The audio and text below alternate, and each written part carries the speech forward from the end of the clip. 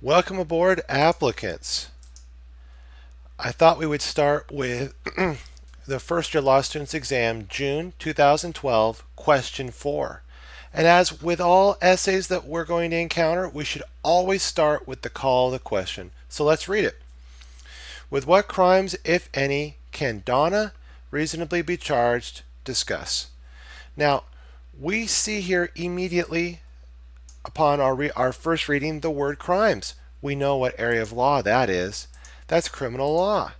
So now, in starting to answer our call to question, we're going to put down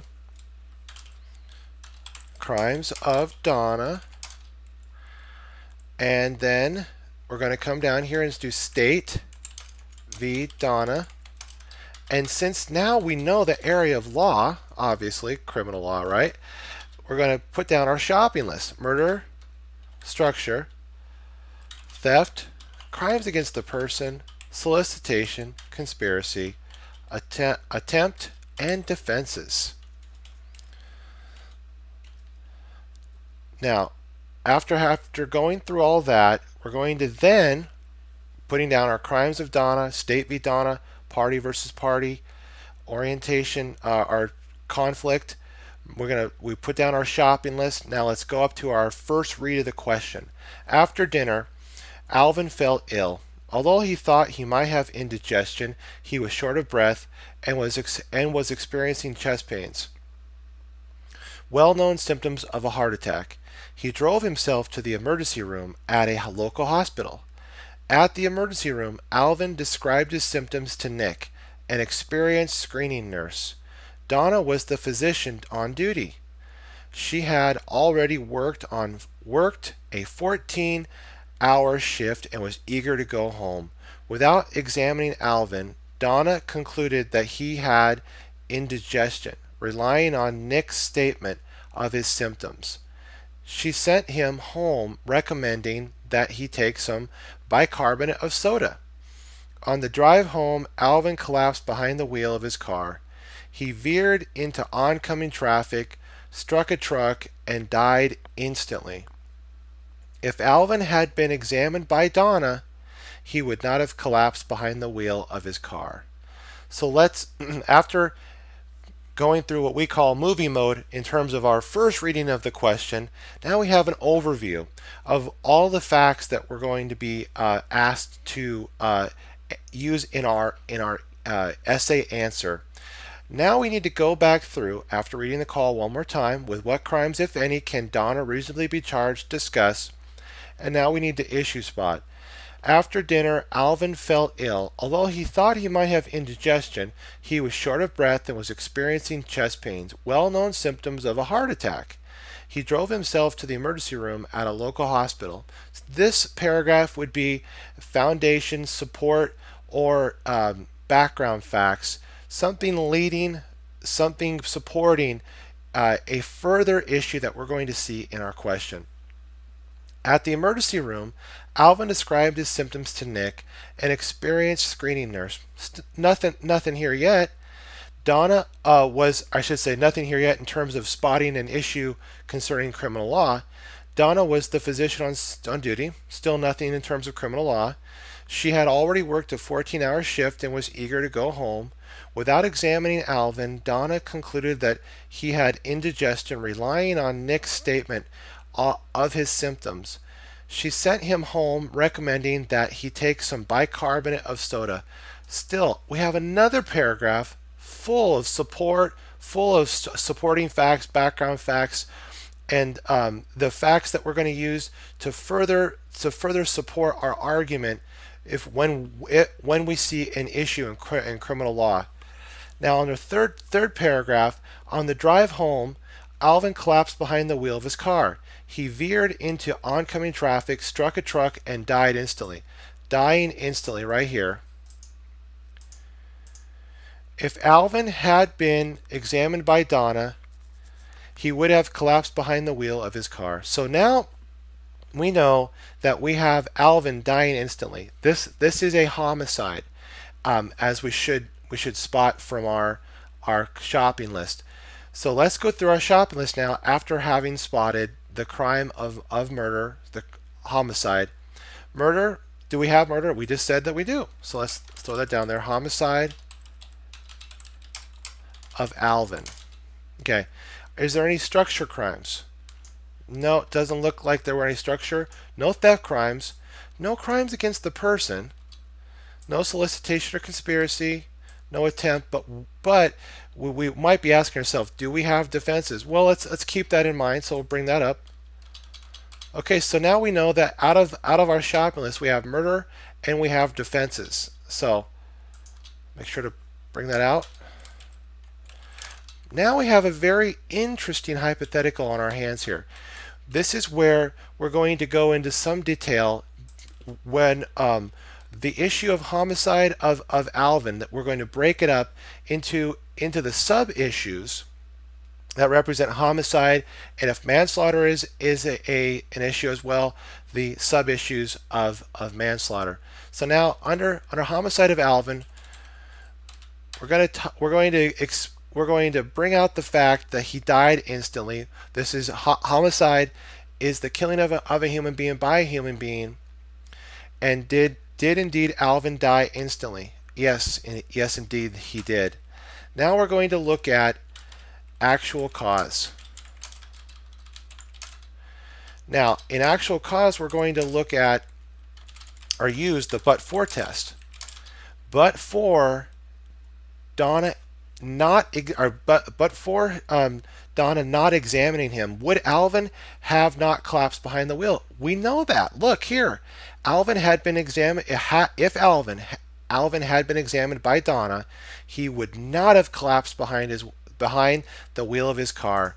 So we have that but-for tests fact that we can use here. So we could say, but for Donna not properly examining Alvin, Alvin would not have collapsed behind the wheel of his car and have veered into oncoming traffic, striking a truck, and dying instantly. So we have homicide of Alvin, actual cause through the but-for test, and then we have proximate cause here. Now, for the first issue in proximate cause, we're going to be looking at foreseeability.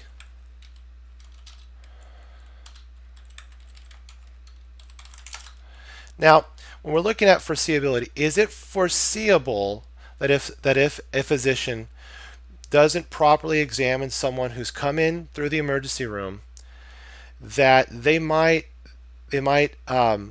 suffer what Alvin suffered here, which would be the collapsing behind the wheel of his car? Now we're also going to involve some more of our facts up in here, that he was experiencing he thought it was indigestion. However, he was actually short of breath and was experiencing chest pains, well-known symptoms of a heart attack.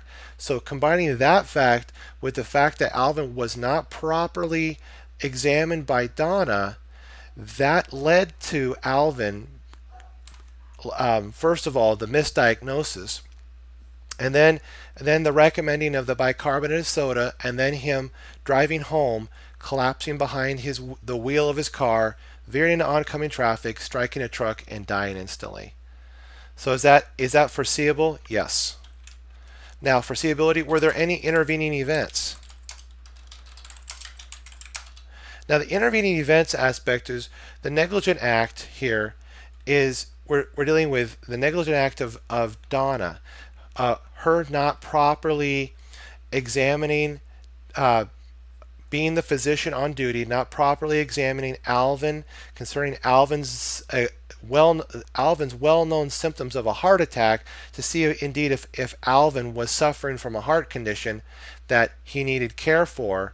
And between that event, that negligent act, and then the resultant conduct, or should say the result of that conduct, which was when Alvin veered into oncoming traffic, struck a truck, and died instantly.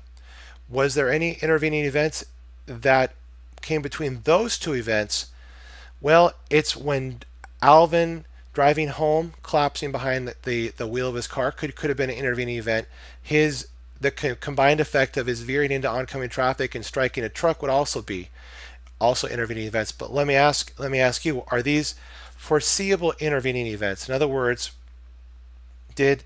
would they break the defendant Donna causal chain connecting her to causing the death of Alvin?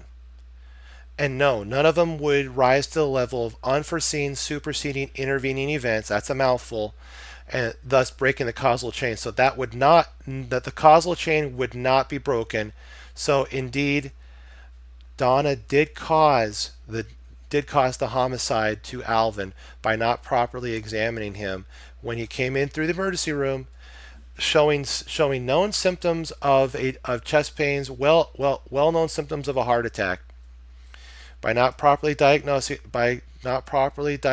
him and relying on Nick's statement without doing further examination. Okay, now down here we're going to make sure to talk about malice of forethought, and this is where malice of forethought. Murder is the unjustified killing of a human being with malice of forethought. Now, we're looking at malice. The malice of forethought states include, we're looking at throw this in here, intent to kill. And then we'll go through this too as we spot these. Did Donna intend to kill Alvin? No. Now, felony murder rule.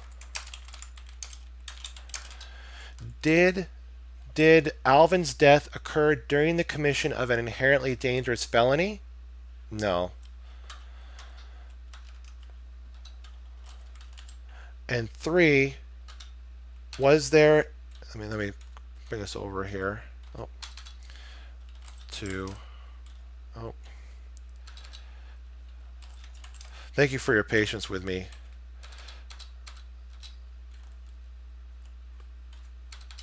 Okay, we'll come down here and put the number 3 down. There it is. 3, intent to cause serious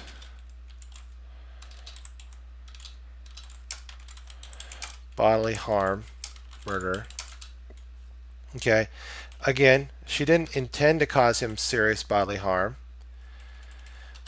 But now we got to ask ourselves here, would her conduct have evidenced a reckless disregard for the value of Alvin's life? And that is very arguable, because these symptoms that Alvin was expressing through the shortness of breath and chest pains are well-known symptoms of a heart attack. By not properly addressing such things, an argument could be raised that the party is recklessly disregarding the life of the victim, and the victim being here Alvin, who came in to see Donna, have her examine him, making sure that that he is properly cared for in the medical science, and that because think about this, couple that with that he's properly cared for, with the factor that he came in through the emergency room even. So with that even combined, that should have put Donna on notice that this was an emergency situation. He was showing conditions of symptoms of a heart attack, and that to not properly take the time, even though she had worked 14-hour shift and was eager to go home, not properly taking the time to examine Alvin. And it says without examining Alvin at all, right, or examining Alvin, which could indicate that she didn't even examine him, but more or less relied on, which is what the facts say, relying on the statements from Nick's statements of Alvin's symptoms. This would recklessly disregard the life of Alvin. Here, Alvin being the victim. So therefore, there would be sufficient facts to establish that the Braveheart murder was present for malice of forethought. Now, after establishing the malice of forethought, we now have to establish what degree are we dealing with here. First degree. Well, we know that first degree murder intent to kill was premeditated deliberation. First degree murder through intent to kill murder requires the additional proving of premeditation and deliberation. But we've already established that Donna did not intend to kill Alvin. So the first degree murder through intent to kill murder would not be available. What about the felony murder rule? Again, we also established that Alvin's homicide did not occur during the commission of an inherently dangerous felony by statute or commission. Therefore, first degree murder would not be present here. But would second degree murder be present here? Let's take a look. And remember, second degree murder is all malice of forethought states, or all murder malice states not included in first degree are included in second degree, which would include what we already talked about, the depraved heart murder, which I'll highlight here for us in our outline so we can keep this at the forefront. This is what we're looking at here for the second degree murder. So it'd be second degree murder through the depraved heart murder. That would be provable. Okay, now the next thing is, after degree, do we have any justifications? Was there any self-defense, defense of others, defense of property, crime prevention, or necessity? Doesn't look like there were any justification arguments.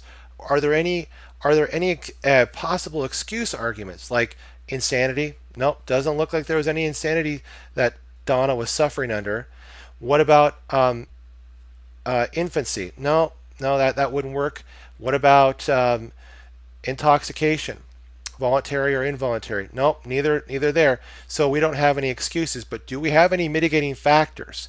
Mitigating factors being voluntary manslaughter, and I want to make sure to mention this, that there, under defenses, there would be no defenses. Okay, so now mitigating circumstances that would necessitate a discussion of voluntary manslaughter. Well, now voluntary manslaughter would require the heat of passion, the imperfect self-defense, which there wasn't even self-defense to begin with. Mistaken justification, we don't have that. There was no mistaken any justification aspect. Is there any duress arguments? No. So therefore there would be no voluntary manslaughter argument. But I would make note of that briefly raise it and briefly dismiss it. No voluntary manslaughter arguments. Okay. But what about involuntary manslaughter? And that's, I'm sure, has been in your guys' mind. Weren't all of these actions taken by Donna or not taken by Donna? Were they negligent? And that's what we're going to be looking at here. Involuntary manslaughter through criminal gross negligence. This wasn't just negligence. This was gross negligence. What makes it gross negligence? Again, I'll go back up here and point these facts out to you. Alvin, coming through the emergency room, is showing well-known signs of a heart attack, shortness of breath, chest pains. He was coming through the emergency room. Donna, who even though she did work a 14-hour shift and was eager to go home, she did not even examine Alvin. She concluded that he had indigestion. What was this a result of? Relying on Nick's statements of the symptoms that Alvin had told Nick at the screening phase of Alvin's medical treatment. Okay, so this would definitely be down here, not just negligence, but criminally gross negligence, okay? And so that would be a mitigating circumstance that we could find involuntary manslaughter as a possible argument here. Now, then we want to make sure to throw in a conclusion. And we would conclude that we have, through the State v. Donna party versus party conflict, that we have a homicide of Alvin all the way through. Then we're going to provable all the way through the homicide, actual cause through the but-for test, proximate cause. We're looking at foreseeability. It was foreseeable. Even though there may have been some intervening events, those intervening events were not unforeseen, superseding, and breaking the causal chain. We ruled out intent to kill murder, felony murder rule, intent to cause serious bodily harm murder, and we settled in on the depraved heart murder because of the reckless disregard of Alvin's life by not examining him and relying on Nick's statement. The degree of murder would not be first degree murder because we are not dealing with an intent to kill murder through premeditation deliberation or a felony murder rule through the inherently dangerous felony. We're dealing with a second degree murder by way of the depraved heart murder. Therefore, we would have second degree murder chargeable to Donna through the depraved heart murder malice of forethought state. Now, are there any additional defenses that Donna may argue? Doesn't look like there were any defenses. Were there any voluntary manslaughter arguments? No, because we don't have any heat of passion or anything in terms of imperfect self-defense. What about involuntary manslaughter, the unintentional homicide without malice? Well, we would look here as to the criminally gross negligence. Was this more than just negligence? Absolutely. Not examining him, Alvin, that is, even though I should say, not examining him, relying simply on Nick's statements when Alvin came to Donna through the emergency room, showing signs of a heart attack or possible heart attack symptoms, like the facts stay up here, that he had shortness of breath, experiencing chest pains. That is by not examining him and relying solely on Nick's statements. That was definitely criminally gross negligence on the part of Donna. Therefore, this would definitely be a chargeable crime that she could mitigate her depraved heart second degree murder status down to if when argued. Okay, and then we'd throw that into our conclusion, and I think that's good. So excellent work, applicants. Okay, now I hope you had a great time going through this question with me. I want to put a shout out to Chess Cruncher TV. Chess Cruncher, keep on chess crunching. I also want to put a shout out to my Amazon Kindle book, Battling the Big Bad Baby Bar, Essay Basics. Again, thank you so much for tuning in, and God bless.